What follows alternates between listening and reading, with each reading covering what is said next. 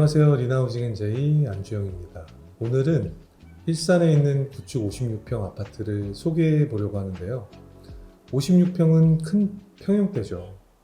집이 큰 만큼 이런 집을 구매하시거나 고려하시는 분들은 처음부터 넓은 거실과 큼지막한 주방에 멋지고 큰 아일랜드가 들어가 있는 그런 웅장한 공용부를 기대하실 텐데요. 저희 건축주께서도 그런 기대감을 갖고 이 집을 매수하셨어요. 문제는 이 현장이 30년이나 된 구축 아파트라는 점입니다. 이 당시에 이런 대형 평형대를 구축할 때 주방이라는 공간 자체는 가정부 같은 분들을 고용해 쓰는 집의 메인 공용부가 아니라는 생각으로 설계된 공간이었어요. 지금도 GDP가 낮거나 인건비가 저렴한 동남아시아의 고급 주택을 가보면 주방이 1층 구석으로 몰려 있고 바로 근방에 아주 작은 가정부 방이 하나 마련되어 있는 주거 형태를 어렵지 않게 볼 수 있거든요. 그래서 이 당시 건축된 구축 50평형대 아파트 주방은 오히려 당시의 40평형대보다도 더 작은 경우가 많이 있습니다. 고객님의 메인 요청사항이 큰 아일랜드를 갖고 싶다 하셨거든요. 제가 이 아파트의 레이아웃을 들여다보는데 앞서 말씀드린 이유로 큰 아일랜드는 거실과 주방을 치환시켜야 구현할 수 있겠다 생각이 들어 치환을 제안드렸는데 또 고객님은 넓은 거실도 포기할 수 없다. 넓은 거실, 넓은 주방의 아일랜드 전부 만들어 달라 하셔가지고 이거 쉽지 않겠구나 생각했던 기억이 납니다. 그래서 이 집의 주방 설계는 결국 주방 옆 발코니를 확장해서 주방으로 편입시키고 그게 첫 번째고요. 손댈 수 없는 중간에 내력벽이 문제였었는데 벽에 붙어있던 마감재나 조적벽을 최대한 철거해서 벽을 얇게 만들어 주었고요. 제가 지난 영상에 말씀드렸죠. 보여지거나 인식되어지는 공간이 넓게 보여야 하고 이렇게 레이아웃 잡는 게 매우 중요하다고요. 그래서 기둥을 끼고 아일랜드를 만들었습니다. 4m가 넘어가는 아일랜드를 만들어 대형 평수에 걸맞게 웅장한 느낌이 나도록 설계하려고 했고 실질적으로 조리하는 공간이 크게 달라진 건 없는데요. 한쪽은 조리 공간, 한쪽은 앞뒤 수납장으로 쓰임새가 결국에 나뉩니다. 조리 공간이 크게 늘어나진 않았어도 주방 수납이 많이 늘어났기 때문에 활용도를 높여주고 넓고 보기 좋은 주방을 전부 가져갈 수 있게 설계하였다. 이렇게 기둥이 있고 통로가 넓지 않은 공간은 이동 동선도 중요하고 기물들이 지나갈 수 있는 거리 등등 계산할 게 좀 많긴 합니다.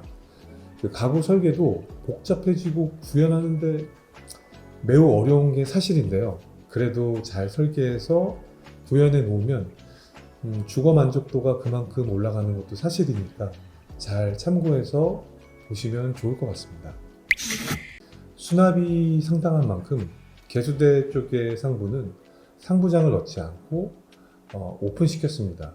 주방 창이 또한 쪽창이 아니라 반창이었어서 프레임이 작은 유로미니9이라는 시스템 창을 적용해서 넣고 시원한 느낌을 주려고 했고요.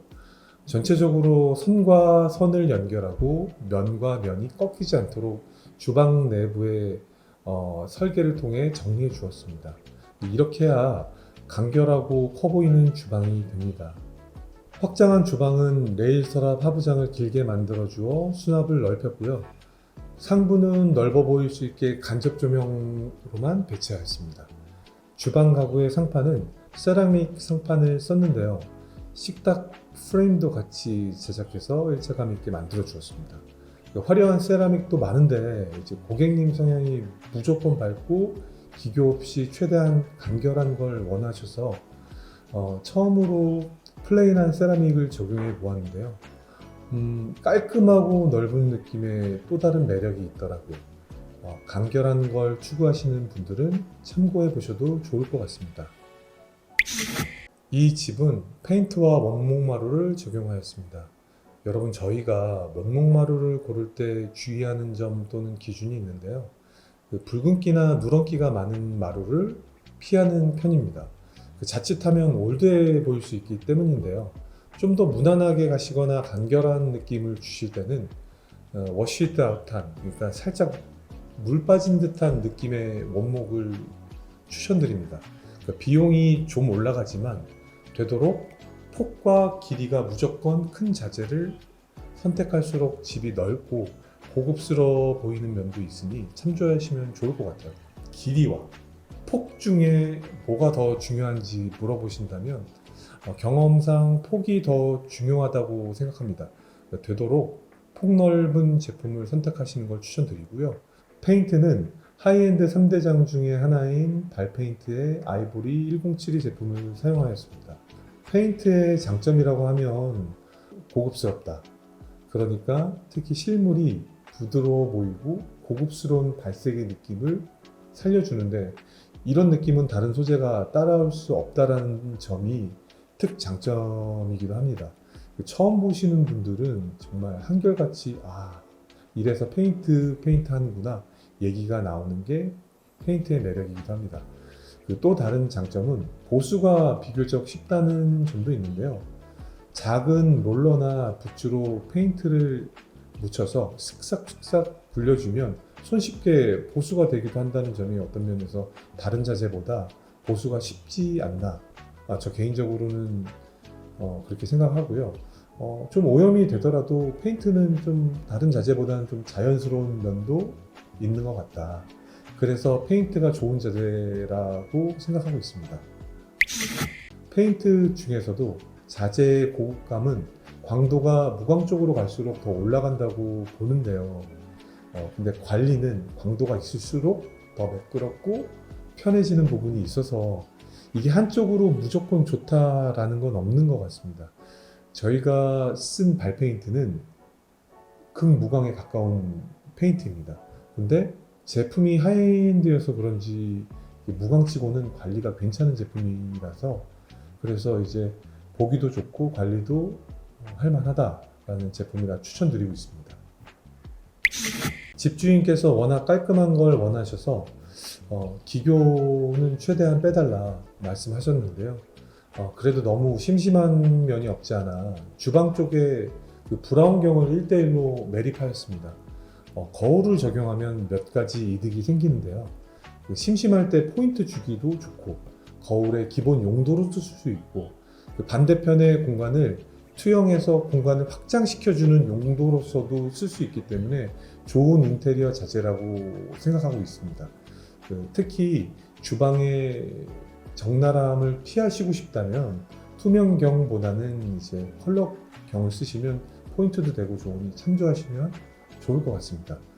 그리고 고객님께서 요청사항이 또 있으셨는데, 주방과 입구방 사이에 붙박이 공간을 철거하고 전시용 공간을 마련해 달라 요청하셨는데, 그래서 프레임은 스테인리스 헤어라인으로 제작을 하였고요.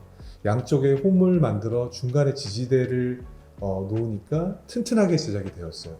사진이나 액자 등을 여기다 누워 놓으신다고 하셔서 양 사이드에 간접 조명도 매립하여 넣었습니다. 욕실은 1200에 600각의 대형 타일을 적용하였고요. 매립 수전을 사용하여 호텔 느낌을 주려고 했습니다. 천정은 이노솔 천정을 적용해서 샤워헤드만 나올 수 있게 천장에 매립하여 드렸어요. 일반적으로 쓰이는 천장재인 SMC 같은 경우는 광이 많이 있는데요. 이노솔 천정을 적용하면 무광이 되고, 또 무광의 마이너스 몰딩 형식으로 설치가 되어서 고급스러움의 차이가 확실히 납니다. 또 천장을 더 높일 수 있다는 장점도 생기고요. SMC 천장 같은 경우는 설치 각도 때문에 천장을 높일 수가 없어서 천장호 차이가 그래서 나고요. 이노솔이 원래는 고급 상업시설에 쓰이던 형식인데 요즘은 주거에도 종종 쓰이고 있으니까 욕실 업그레이드를 원하신다면 참고하시면 좋을 것 같습니다. 어떻게 이번 현장도 잘 보셨나요?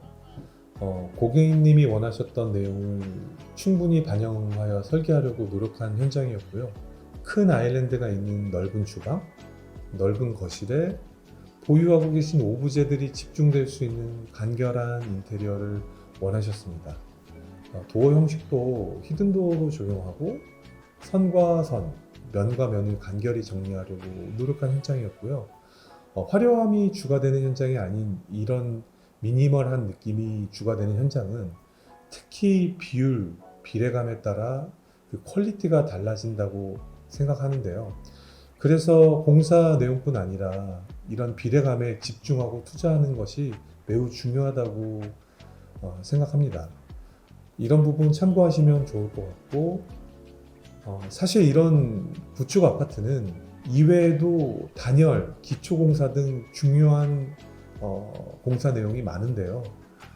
여유가 될 때 좀 더 나눠보도록 하겠습니다. 영상 도움이 되셨다면 구독, 좋아요 눌러주세요. 그러면 저는 도움이 되는 영상으로 찾아뵙겠습니다.